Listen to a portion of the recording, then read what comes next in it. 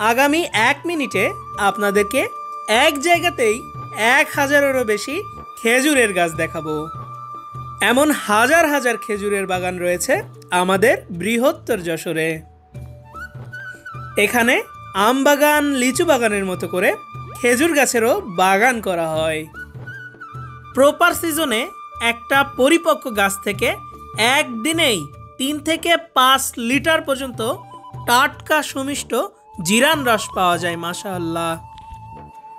আর সেই সুমিষ্ট টাটকা ফ্রেশ জিরান রস থেকেই তৈরি হচ্ছে আমাদের খাঁটি বিশুদ্ধ নিরাপদ অথেন্টিক খেজুরের গুড়, আলহামদুলিল্লাহ।